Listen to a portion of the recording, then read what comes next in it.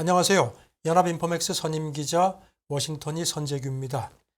오늘이 2022년 9월 2일 금요일입니다. 지금 연준의 그 공격 기조 때문에 월가에서 내년에는 금리가 좀 내려가지 않겠느냐 그런 그 관측들이 얼마 전까지 있었는데 지금 뭐 월가 쪽에서 나오는 얘기를 보면은 꿈 깨라는 겁니다. 거듭 그 고위 인사가 또 일축을 했습니다. 로레타 메스터 클리브랜드 연방은행 총재인데 지난 30일 그 연설에서 이렇게 얘기를 했습니다. 연준이 내년에 금리를 내릴 걸로 자기는 보지 않는다. 그러면서 연방기금금리를 4%보다 더 높은 수준으로 올려야 한다고 강조했습니다. 그게 필수적이라는 표현도 했고요. 그 다음에 그렇게 올린 다음에는 그 수준을 계속 유지를 해야 한다고 덧붙였습니다.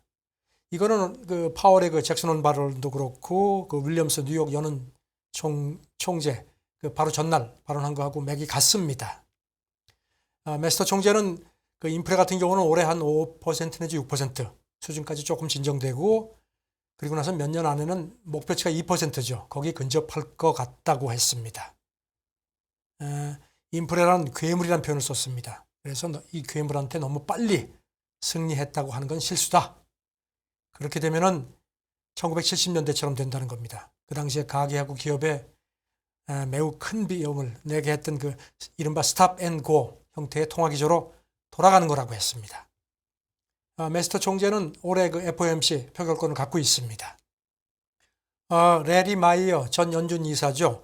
이 사람이 그 연준 리서치 팀을 이끌어가지고선 9월 이른바 경제 전망 요약 SEP 이걸 내놨습니다. 이걸 마케도치가 지난 30일자에 인용을 했는데요. 연준이 지금 인플레 기대치에 대한 통제를 상실할까 봐 상당히 우려한다. 그래서 이것 때문에 더 강력한 금리 인상 경로를 밟을 거라고 그렇게 진단을 했습니다. 9월 그 경제 전망 요약에는 그 내년 금리 전망치를 4% 이상으로 봤습니다. 그리고 앞서도 말씀드린 대로 2024년 이후에도 금리를 내리는 게 여의치 않을 거라고 그렇게 관측한 걸로 되어 있습니다. 마이어는 그 인플레 기대치가 통제되지 않을지도 모른다는 그런 경각심을 연준 지도부가 갖고 있다. 이렇게 하면서 이것 때문에 더 높은 금리로 대응하려고 할 거라고 했습니다. 연구팀에 있는 그 이코노미스트도 비슷하게 얘기를 했습니다. 이 사람은 또 이런 표현을 썼습니다. 지난 6월 그 경제 전망 요약 때 메시지가 좀 더 엄한 사랑에 매여야 했다. 그러지 못했다는 겁니다. 그리고 연준이 인플레 기대치를 낮추는 방법도 모르고 기대치가 어디로 가는지도 모르는 것 같다고 아주 혹평을 했습니다. 그래서 더 많이 연준이 움직일 수밖에 없다고 덧붙였습니다. 월스트리트저널은 그 파월 그 잭슨 홀 발언 이후에 그 지속적으로 높은 금리 그리고 더 안정적인 물가에 대한 베팅이 눈에 띄게 늘어났다고 분석을 했습니다. 그리고 파월의 그 잭슨 홀 발언이 물론 매우 매파적일 거로 시장이 예상을 했지만 실제 발언이 나오고 나서 채권 시장이 더 크게 흔들렸다고 봤습니다. 파월 발언 이후에 인플레 베팅하고 신속한 그 피벗 기대가 크게 줄어들었다고 했습니다. 저널은. BMO 캐피털 마켓의 그 이언 린젠 헤드는 그 이제 고용 지표가 이제 내일 나오죠. 예, 미국 시간으로 우리 시간으로 내일 나오는데 연준의 다음번 조치를 이게 가늠할 수 있는 중요한 시그널인데 설사 고용시장이 약세를 보인다는 그런 신호가 나와도 연준이 지금의 매파 경로에서 이탈하지 않을 걸로 봤습니다.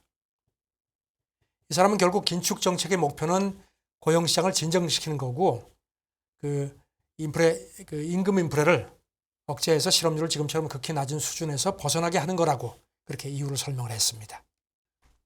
CNBC는 연준의 정책 선회 여부가 그 임금 상승세에 아주 크게 좌우될 거라고 봤습니다. 연준이 그 비둘기로 과연 복귀할지 그게 핵심 변수는 임금 상승세다 이렇게 진단을 했습니다. 그리고 지금부터 가을 사이에 연준 정책의 핵심은 노동지표라고 거듭 지적을 했고요. 이와 관련해서 노동조사기관인 그 라이트 캐스트 수석 이코노미스트 얘기는 이렇습니다. 노동시장이 특히 연준이 촉각을 곤두세우는 곳이다. 그러면서 임금 상승세가 지금까지 쭉 이어져 있는 점을 상기시켰습니다. 액션 이코노미스트의 그 킴 루퍼트 채권 분석 담당 이사 얘기는 이렇습니다. 최근의 임금 지표가 연준을 아주 기겁하게 만들었다. 연준이 임금하고 인플레 간 그 순환을 그래서 인식하기 시작한 것 같다고 봤습니다. 그리고 이어서 임금하고 자가주거비, 오너스 이퀴벌런트 렌트란 건데요. 이 상승세가 다른 인플레 지표가 올바른 방향으로 움직여도 연준을 정말로 놀라게 하는 두 가지 변수라고 했습니다. 이 두 가지 때문에 이 두 가지가 앞으로 위험하다는 겁니다. 그래서 연준이 이게 브레이크를 함부로 밟지 못하도록 할 수 있다고 봤습니다. CNBC는 그러면서 그 최근에 그 FOMC 회의록도 명목 임금 상승세가 가파르고 광범위하며 지속적이라는 그 점을 적시를 했다고 상기시켰습니다.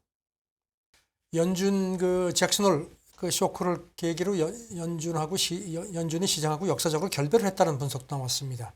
또 이게 변동성을 커지게 했지만 자산 운영에서는 기회가 될 수도 있다는 그런 권고도 나왔고요.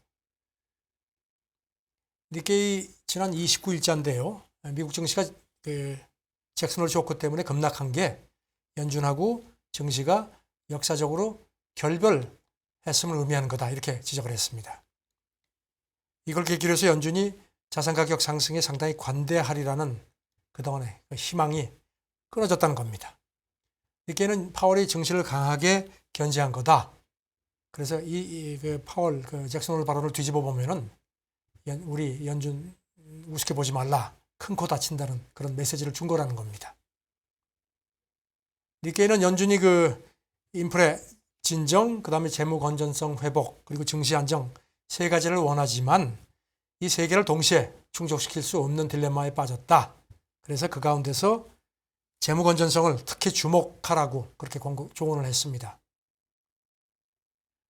뭐냐면은 금리 인상으로 연준이 그 민간 금융기관 준비예금에 적용하는 이자가 1년 전만 해도 한 0.15%에 불과했는데 지금은 이제 2.4% 엄청나게 올랐다는 겁니다. 그러니까 이자가 눈덩이처럼 불어나면서 그 보유 자산의 금리 수입을 그 훨씬 웃도는 적자를 이제 코앞에 두게 된 게 연준의 사정이라는 겁니다. 그래서 이런 상황에서는 연준이 당연히 증시 안정에는 그 신경을 쓸 수 없는 이건 이제 꼴찌를 밀렸다는 겁니다. 니케이는 그 파월도 잭슨홀에서 금리 인상이 가계와 기업에 고통을 줄 거다. 하지만 물가를 안정시키지 못하면 훨씬 더 고통이 클 거라는 점을 강조했다고 상기시켰습니다. 알리안스의 엘 에리언 수석 경제고문이 CNBC하고 회견을 했습니다.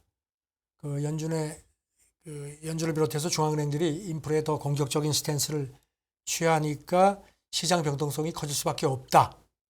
그러면서 이런 상황에서는 시장에 완전히 소화되지 못한 그 두 번째 문제가 있는데 이게 이런 그 중앙은행들이 갈수록 더 매파가 될 거라는 점인데 시장이 이걸 이렇게 위험을 리스크를 분산시키는데 익숙하지가 못하다는 겁니다. 그게 문제다. 그리고 덧붙이기를 지금까지는 그 시장의 모든 참가자들이 같은 충격을 받았는데 그런데 익숙했지만 지금은 상황이 달라졌다는 겁니다. 그래서 좀 더 세심하게 들여다봐야 된다고 충고를 했습니다.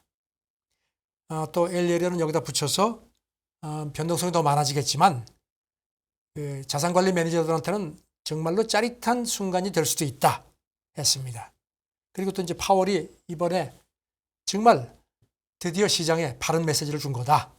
진작에 그랬어야 했다고 몇 달 전에 그랬어야 했다고 그렇게 지적을 했습니다. 그리고 그러면서 파월이 그 잭슨홀에서 연설하면서 8분 동안 인플레를 무려 45번을 언급하지 않았느냐. 파월의 이런 그 태도 때문에 시장이 정말로 뭔가 바뀌었구나 이런 걸 깨달았을 거다. 그래서 이거는 결과적으로 시장에 약이 될 거라고 진단을 했습니다. 그 슈레더 글로벌 자산운용사죠. 슈레더는 미국 증시 빼고는 자기들은 대부분의 자산을 부정적으로 본다고 했습니다. 슈레더의 그 폴 던컴 영국 다중자산 부문 대표인데요. 마켓워치가 지난 31일 여기서 나온 8월 보고서를 인용을 했습니다. 주가 전망 보고서를 했는데 미국을 제외한 대부분의 글로벌 증시를 어둡게 봤습니다. 슈레더는 마이너스 수익률을 기록한다는 이유로 안전자산인 그 채권도 선호하지 않는다. 된다고 했고요. 또 영국, 유럽 그 본토 그러면 일본, 중국, 아시아, 그다음에 신흥국 주식하고 국채도 부정적으로 봤습니다. 반면에 원자재하고 회사채에는 그나마 중립적인 견해를 유지를 한 걸로 되어 있습니다. 덩컨 대표는 이렇습니다. 연준 등의 그 인플레 통제 결기를 시장이 과소평가하는 것 같다. 그러면서 중앙은행의 공격적인 기조가 성장을 둔화시키기 때문에 결과적으로 주식에 대해서 전반적으로 부정적인 견해를 유지하는 게 합리적이라는 게 우리 판단이다. 그러면서 올여름 랠리가 있었는데 이게 절대로 시장 회복을 의미하지 않는다고 강조했습니다. 또 시장이 인플레 파장을 과소평가하기 때문에 지금의 밸류도 정당화되기 어렵다고 했습니다. 일본 증시도 부정적으로 봤고요. 왜냐하면 최근 엔화 추이하고 침체 우려에 지수도 경기 순환적이라는 점을 상기시켰습니다. 그리고 또 중국 주식도 더는 싸지 않다고 본다. 왜냐하면 실망스러운 그 부양책하고 밸류가 더 저렴하지 않기 때문이라고 했습니다. 이런 가운데 그 신흥시장도 더는 투자자들의 안식처가 될 수 없다. 왜냐하면 대만을 중심으로 지정학적 긴장이 고조되기 때문이라는 점도 상기시켰습니다. 모건 스탠리는 29일자 그 고견 노트에서 이렇게 지적을 했습니다. 미국 증시의 최대 리스크는 연준이 아니고 실적이라고 했습니다. 그러니까 마이크 윌슨 그 분석팀 주도하는 분석팀 이게 만든 노트인데요. 지금부터는 주식 경로가 실적에 좌우된다. 그리고 여전히 상당히 하락할 걸로 본다고 했습니다. 그러면서 올 하반기 주식 성과가 궁극적으로 내년에 대한 실적 기대치에 좌우될 거다고 했고요. 이어서 특히 실적 주용치 조정하고 관련해서 계절적으로 가장 취약한 시기에 지금 들어가고 있다. 그러면서 인플레가 마진하고 수요를 더 떨어뜨릴 거라고 이유를 댔습니다. 따라서 이런 상황에서는 두 가지 지표로 주목을 하는 게 좋겠다고 하면서 첫째는 앞으로의 매출 증가율하고 PPI 변화율의 차이 그리고 명목 GDP 성장률하고 임금 증가율 차이를 주목하라는 겁니다. 모건 스탠리는 이 두 지표가 모두 마진 압력하고 향후 실적 리스크를 시사한다고 덧붙였습니다. 그 미국 증시가 최근에 주저앉았지만 그래도 S&P 지수가 여전히 고평가되어 있다고 봤습니다. 29일자 주식 전략 리서치팀 보고서인데요. 잭슨홀 충격 때문에 미국 증시가 주저앉았다. 하지만 여전히 S&P 지수는 고평가되어 있다고 했습니다. S&P 지수의 그 주가 수익 비율 퍼가 지난 29일 기준으로 17.3배 이게 였는데 20년 평균치 15.7배보다 여전히 높다는 겁니다. 그러면서 고평가의 주요 원인이 일부 빅테크 종목 탓이라고 봤습니다. 그러면서 황 플러스 M이라는 걸 거명을 했습니다. 아시죠? 메타, 애플, 아마존, 넷플릭스에다가 그리고 알파벳 그리고 여기다 더해서 마이크로소프트를 이제 거명한 겁니다. 제프리스는 이 황 플러스 M 주가 이익 증가율 PEG가 현재 한 2.13배 정도인데 S&P 지수에서 이 종목들을 빼면 그 수치가 1.39밖에 안 된다. 그렇게 비교를 했습니다. 제프리스는 투자자들이 한편으로는 성장 부족 때문에 다른 쪽으로는 10년물 국채 금리에 갇혀있는 형국이라고 자기들을 본다고 그렇게 표현을 했습니다. 아시다시피 이제 우리 시간으로 내일 그 고용지표 상당히 주목이 되죠. 나오는데 그거 앞서고 오늘 새벽에 그 미국 공급관리협회에서 그 제조업 설문조사하고 그게 이제 거기서 가격지수, 가격지급지수가 나왔는데요. 이게 지난 3월 같은 경우는 87.1% 굉장히 고점이었는데 이게 고점인데 52.5% 많이 빠졌습니다. 직전 달 같은 경우도 60%. 그러니까 2년 사이 최저라고 강조를 했습니다. 지금 이제 이거를 이제 마켓워치가 전하면서 이게 이제 아무래도 휘발유 가격 최근에 떨어진 것 때문에 좀 영향이 있는 것 같다. 그러면서 인플레 둔화 기미를 재확인한 거 아니냐 이렇게 조심스럽게 봤습니다. 뭐 기억하시겠지만 미국 CPI 지난 6월에 9.1% 고점 찍었다가 7월에 휘발유값 조금 진정되면서 8.5% 내려왔죠. 하지만 그래도 마켓워치는 이렇게 조금 좀 주춤하지만 인플레가 당장 반전될 거로 기대하지 마라. 왜냐하면 여전히 기업의 인풋 부담도 크고 노동비용도 여전히 높지 않느냐. 어쨌든지 이렇게 인플레 조금 좀 둔화되는 조짐이 다시 한번 확인된 거는 시장에서 조금 주목할 만한 그런 소식인 것 같습니다. 감사합니다.